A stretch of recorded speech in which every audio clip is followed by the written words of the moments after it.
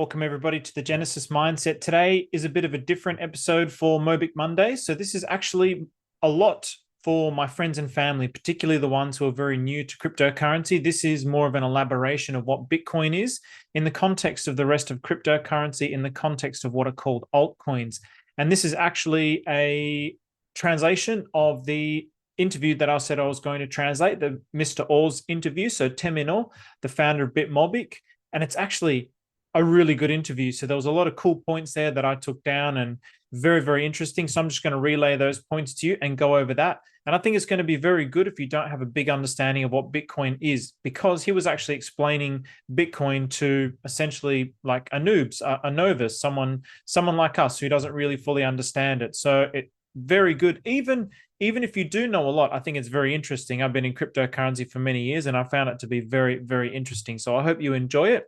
So as usual, this is just the Genesis Mindset. It's all about mindset for investing, trading, and life. It's not financial advice. So today's episode, Bitcoin, BTC Mobick, and cryptocurrency investing. So first of all, Tae Min Oh, so the founder, Mr. Oh of BTC Mobick. So just a little bit of context if this is your first time. So he studied commerce and economics of money in South Korea. He's been studying Bitcoin and pretty much been all in since 2014. So he quit his job and basically went all in on Bitcoin, and he's written 7 books about Bitcoin. So he really is a thought leader in Korea and an early adopter. So at the moment, he's again going viral. So his virality fluctuates with the price of Bitcoin, as really Bitcoin itself fluctuates with its own virality with the price. So some of the things he actually addressed were very interesting. So some of the myths around Bitcoin, because there's a lot of fear. So even the interviewer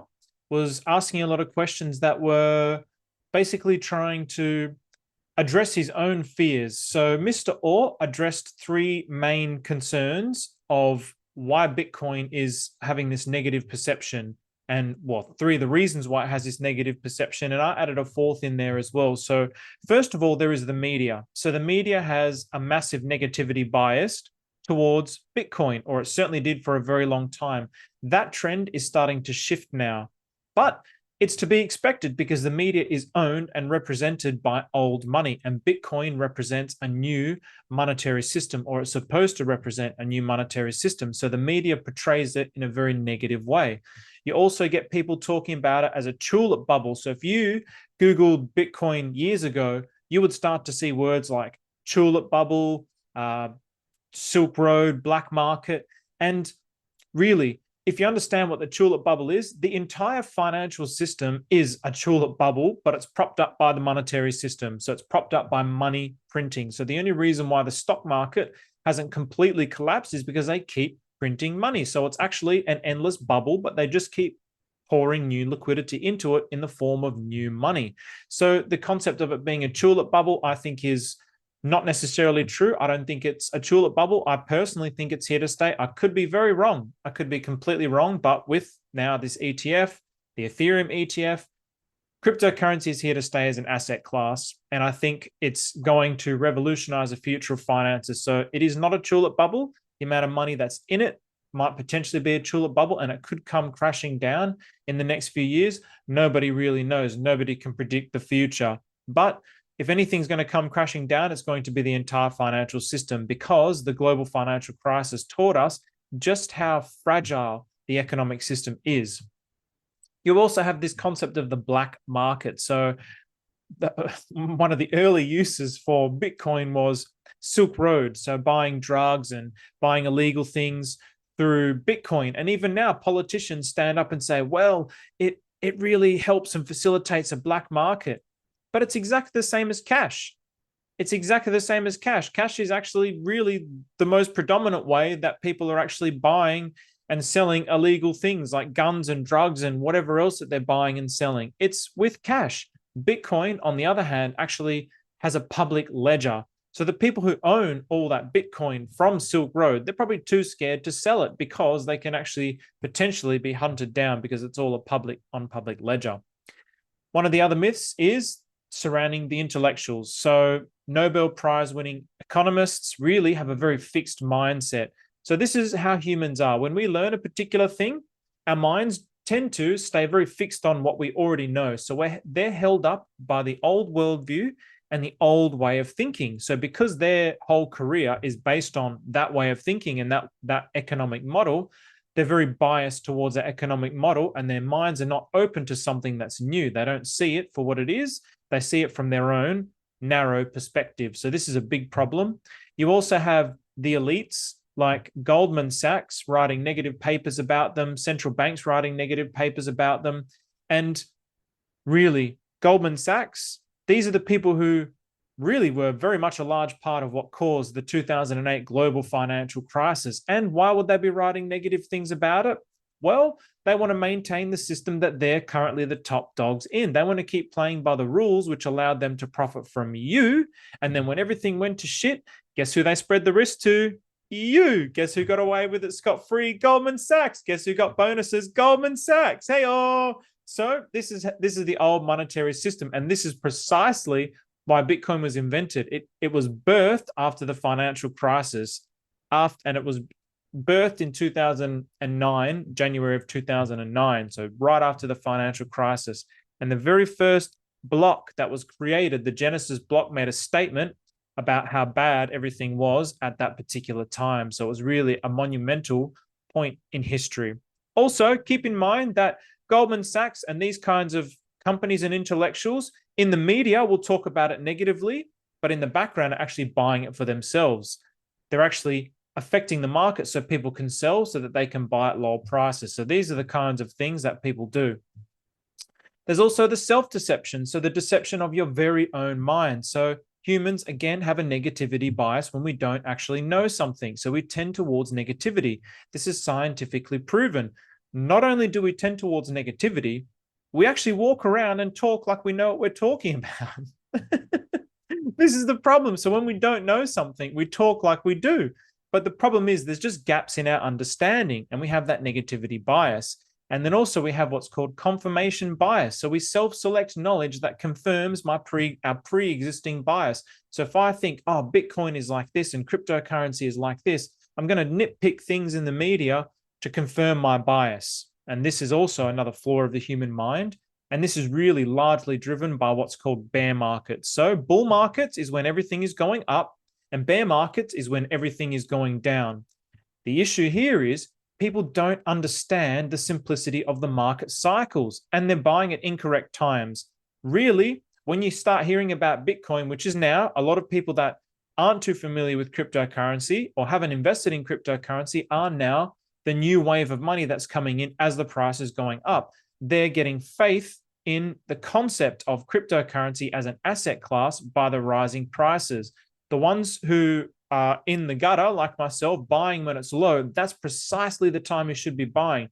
But instead, we tend to buy when things are really good because we try and chase that easy, or what we perceive to be easy money. And instead of blaming ourselves and our own lack of understanding about the simplicity of the market cycles, we start to blame the world. And this is the problem. It's going to die. It's a scam. It's a bubble. So the self-deception around Bitcoin is largely what keeps people away from it as well. The other one is the differentiating factors between Bitcoin and blockchain. So it's a terminology stigma.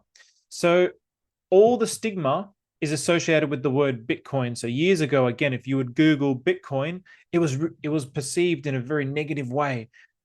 Like I mentioned before, tulip bubble, scam, black market, all of these things. But blockchain, on the other hand, which is the technology that Bitcoin works on, is actually perceived in a positive way. It's the fourth industrial revolution. It's going to drive artificial intelligence. It's going to be the advent of the metaverse. So there's this distinction between the stigma and simply just terminology.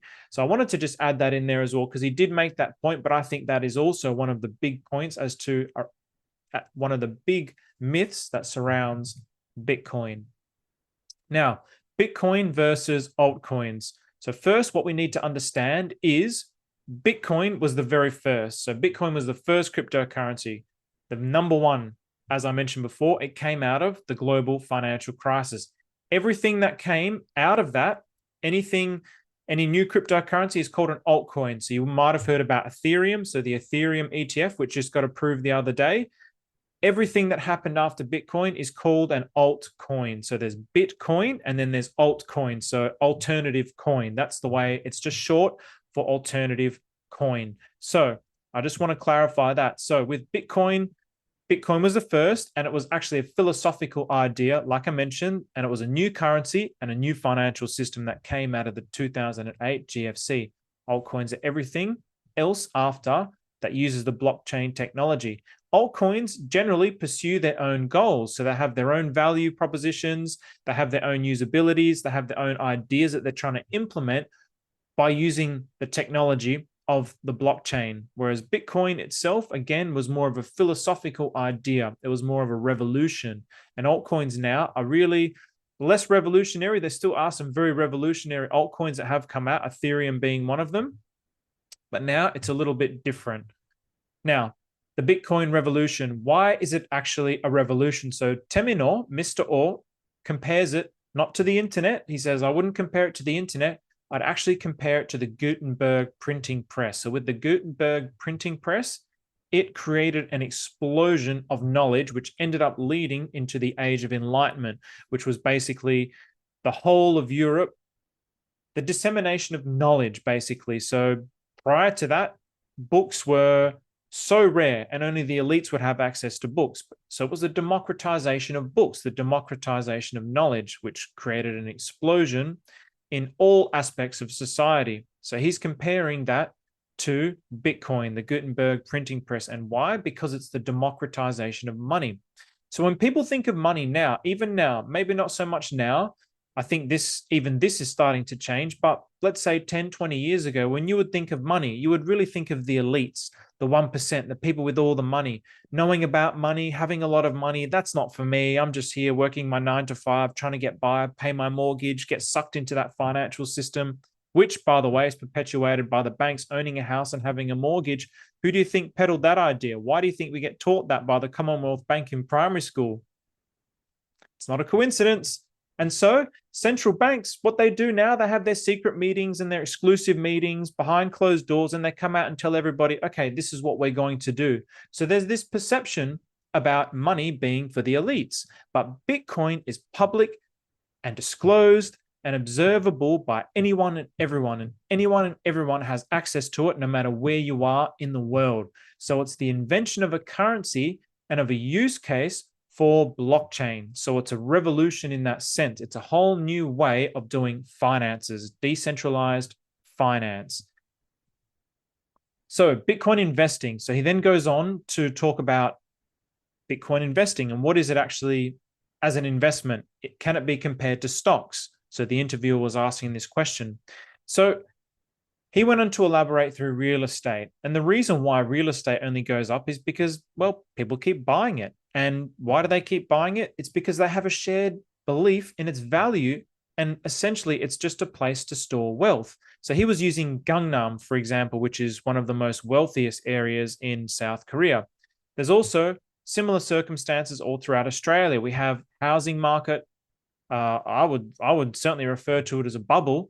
People in my generation and below, Gen Zs and millennials, are finding it increasingly difficult to be able to afford houses because investors park their money in real estate. So it's really just a place to store wealth. So in that same way, Bitcoin is just another way of storing wealth.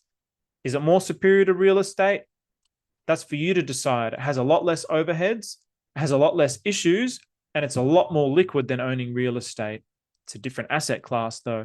Digital gold. So this concept of Bitcoin is digital gold. Now, gold is illiquid. It's very hard to move around, and you can't just pick it up and move it instantaneously, and it's not just globally traded. If somebody on the other side of the world wants to buy my gold, maybe I have to send him the gold bar or take it to him in a plane or a boat or whatever it is. It's not very easy. Whereas Bitcoin, it's incredibly easy. It's so easy. It's all just click of a button, done. Anywhere, anyone, all around the world. So it's highly accessible and it's highly liquid. So money is becoming more fluid. So gold is this fixed material substance. Bitcoin is this immaterial fluid substance. It's energy. And now as well, Bitcoin's actually being recognized as its own asset class. So again, this whole wave of institutional money flowing into Bitcoin now has been pushed by the ETF. And so ETFs, you might be familiar with ETFs. So they're electronically traded funds. So normally you might think of something like Vanguard, a Vanguard ETF, where it's like a bundle of stocks with different risk profiles. So high risk, low risk, or medium risk, whatever it is that you have an appetite for, or what kind, depending on what kind of returns that you actually want to get. And so Bitcoin now is actually being legitimately recognized as its own asset class due to the fact that the ETFs have been approved in the United States. And now also Ethereum, which was the first altcoin, or could have been the second altcoin, but Ethereum was basically a revolution. It provided this whole new way of doing cryptocurrency. I won't go into that in this particular video, but also now that Ethereum has been approved as an ETF, cryptocurrency worldwide is being recognized as its own asset class. So just like you have stocks, just like you have bonds, just like you have real estate, just like you have commodities, just like you have different forms of cash in different parts of the world, it is also now recognized as its own asset class. On top of this, though, it also profoundly changes the world order. This is the most exciting thing about it because of all the things that we've mentioned up until now. And this whole video is an expansion probably on one of my very first videos on Bitcoin. So if you do want to look at that, please go here and check it out and just learn the very basics of what Bitcoin is. I break it down into very easy slides that you can deconstruct all the different parts of, this is what Bitcoin is. And if you have any questions, please feel free to ask in the comments, or just send me, if you know me personally, just send me a chat, send me a message. I'm more than happy to help out friends and family, and really even people that I don't know. Certainly would prefer it in the comments. It makes it easier to get to. And so also, because it's presenting this new world order, what blockchain actually means: decentralized financial systems. So this is very important to understand. So at the moment, we have centralized financial systems. If I want money, I have to go to the bank and I have to borrow money from the bank so I can do something with that money. For example, let's say I want to build a well-being center, which is actually something that I want to do. Now, what I would need to do is I'd need to have a certain amount of capital. I'd go to the bank. I'd say, I've got this business idea. Can I borrow money? And the bank says, yep, here you go. And then they charge you interest and then you pay them back. And this is what your mortgage is. Decentralized finance is that process of borrowing and lending is decentralized. So it's not centralized to a bank. It is decentralized. In other words, it's democratized. So anyone and everyone can participate in the borrowing and lending by actually putting your own assets up for borrowing and your own assets up for lending. So this is a revolution. Just like the Gutenberg printing press, the more decentralized things are, the more accessible they are by the more amount of people. That is actually the way that nature actually works. It's not centralized in the way that the central banking system actually works. So eventually the central banking system will, in my opinion, fade away into obscurity. It's going to be nothing. It's going to be the old way of doing things. Now, you also have NFTs. I won't go into NFTs. You have artificial intelligence and you have metaverse. So cryptocurrency, Bitcoin, blockchain, not necessarily Bitcoin's going to be like the new world money. Everyone's going to be trading Bitcoin instead of the US dollar. I do not believe that's going to happen. I believe the technology is going to form the infrastructure for the world of artificial intelligence and metaverse. As more and more things go online, things like DeFi, NFTs, AI, and metaverse will proliferate all throughout the world, and it will, whether we like it or not, represent a big part of the future. If you're scared about artificial intelligence, I would strongly recommend checking out my playlist on artificial intelligence, because I try and summarize all the monthly news, and I really put a good positive spin on it. I don't fall down the avenue of the negative, of the negativities and the issues around it. I actually don't even want to think about it, because if you really understand the mind, what you see, what you think is what you attract into your life. So I'm not going to participate in that. I'm only going to put positivity out into the world. And in actuality, if everybody else just did that, the whole world would be a phenomenal place. But it's very difficult for everybody to do that because we're stuck inside of the negativity of our own mind. It's really not that easy. So Bitcoin investing. Mr. Oh says when he was asked, is it a good time to invest now? And he said, no, it's not a good time. It's actually a bad time to invest. And I love that because he's basically all he owns is Bitcoin. He just owns Bitcoin and he's telling everybody it's a bad time to invest. That's exactly what you want to hear. You want honesty, you want sincerity, you want genuineness. You want to be able to follow people who are telling you how it is, not telling you what's going to be in their benefit. If he wanted it to be in his benefit, he would say, yeah, buy Bitcoin. It's a great time to buy. So the price can go up. So then he can make more money on his Bitcoin. The value of his Bitcoin will go up. But he's actually telling you it's a bad time due to the market cycle. And I'm going to show you what it means by the market cycle because I have mentioned this a few times. People gravitate towards altcoins as well. So whether Bitcoin is the one to invest in, I honestly, personally don't have any Bitcoin. I predominantly invest in altcoins because my risk tolerance is a lot higher. I don't mind the risk. I actually really enjoy it. And also, I understand the market a lot better. I understand the market cycles. I understand what cryptocurrency brings to the world. I understand the revolutionary power of cryptocurrency. So I have a lot of conviction in it. So I go towards altcoins because they have much, much higher upside potential. For example, there's people who are talking about Bitcoin getting to $1 million. So at the moment, in US terms, I think it's 75 or 70 odd $1,000. So to $1 million, it's about 12 to 15 times your money. So in other words, if you buy $1,000 of Bitcoin today, if it ever reaches $1 million, you would have 12 to 15,000 because your money would be multiplied by 12 to 15 times. And if you were to sell it, you'd be able to sell it for that much. Whereas with altcoins, the upside potential is you can multiply your money by 20 times, 50 times, 100 times. So $1,000 ends up being $100,000 in a much shorter period of time. And the reason is because of the amount of money that is in the Bitcoin. So Bitcoin has over $1 trillion in it. The altcoins don't have anywhere near that much. So the more money that goes into it, the more rapidly the value grows. So when it's only got, for example, $100 in it, but then that 10,000 people find out about it and then they all put in $1,000. So 10,000 times 1,000, what is that?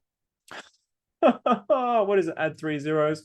I think it's 1 million or 10,000 times 1,000. Yeah, I think it's 1 million. So then it would go up by, it would multiply by that much. It would go up that much. It's a lot easier for the value of it to go up. Whereas if 10,000 people put $100,000 into Bitcoin, what is that now? Well, let's just say another 100 million goes into Bitcoin. It doesn't move a lot because it's already got over $1 trillion in there. So this is why people gravitate towards altcoins, and myself included.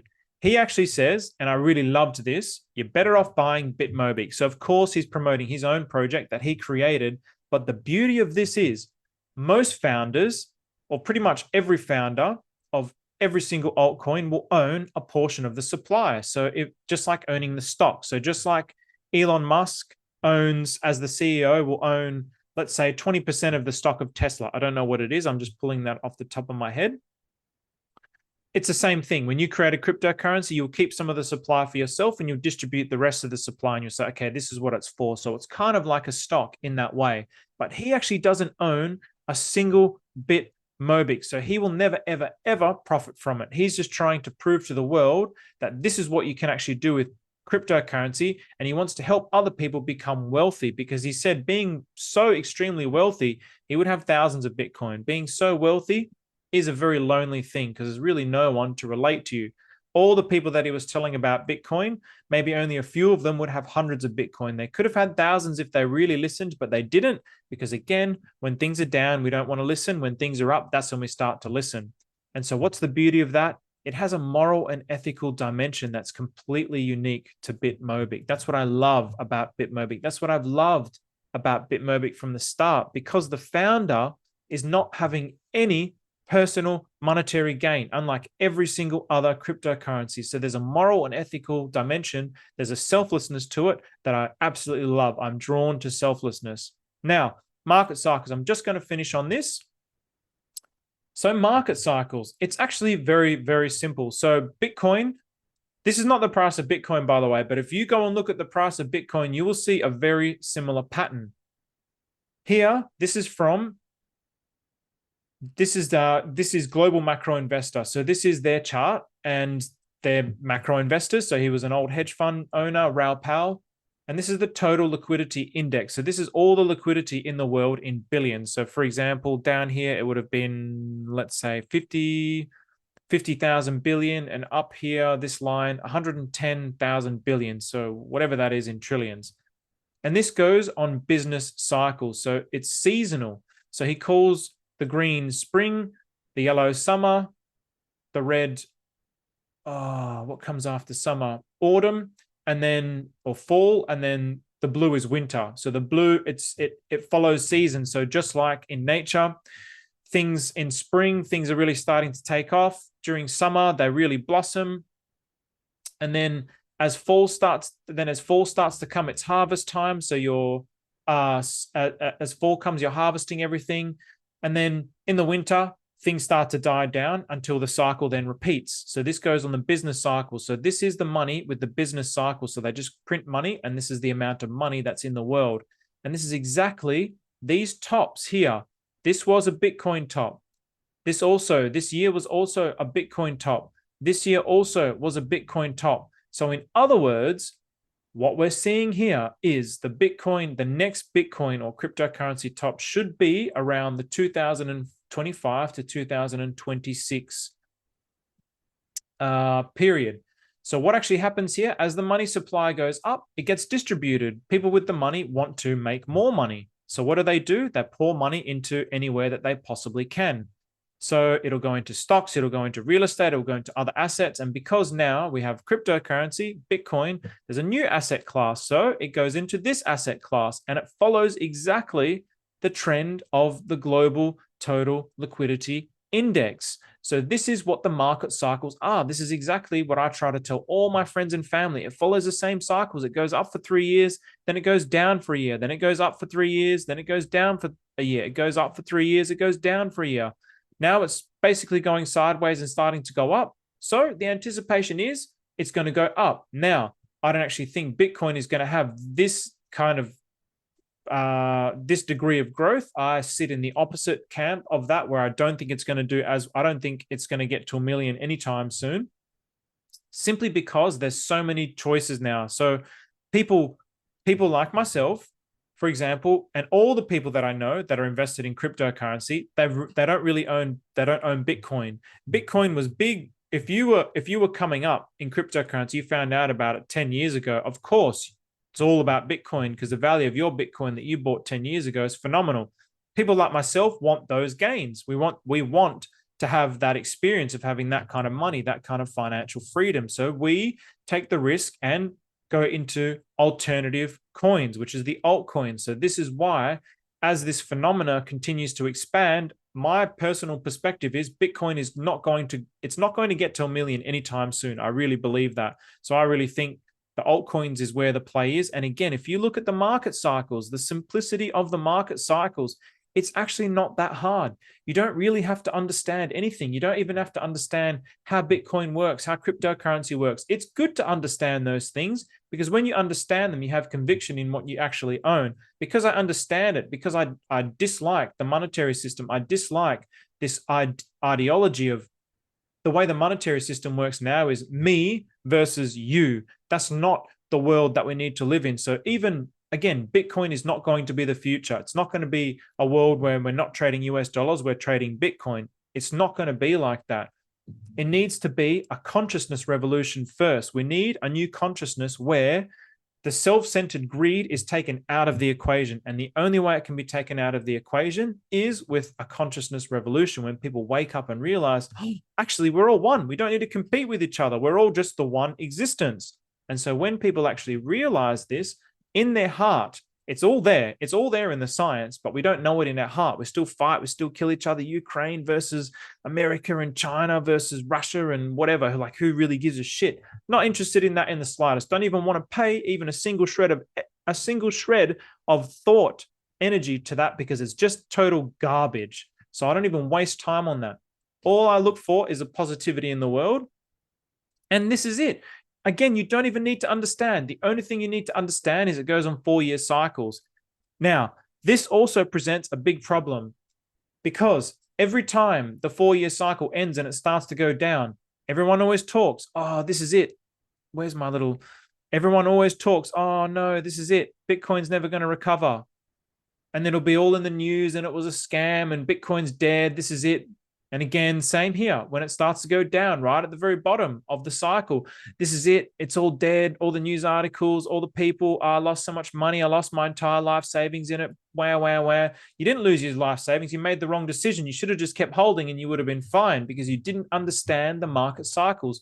So all you need to understand with Bitcoin, with cryptocurrency, is it follows 4-year cycles. So this is why Tae Min Oh is saying, now is probably not the time to be loading up. I wouldn't be loading up, but it is a good time to buy. In my opinion, it's still a good time to buy, but the better time to buy was here, right here at the bottom. This is where all the people who are familiar with it start buying. This is where I was buying back here. This is where I was buying. This is where I was able to turn a portfolio into 7 figures. I wasn't able to maintain 7 figures because I didn't have the mind. I didn't have the habits or the mindset to actually be able to maintain that degree of money. So that's what this whole channel is about. This whole Genesis mindset is about developing the mind, developing the habits. So when this happens again, I'll actually have the mindset to go, all right, I've got those 7 figures or whatever it's going to be. And now how am I going to keep it? Where am I going to put it to work? What am I going to do with it? How am I going to serve the world with it?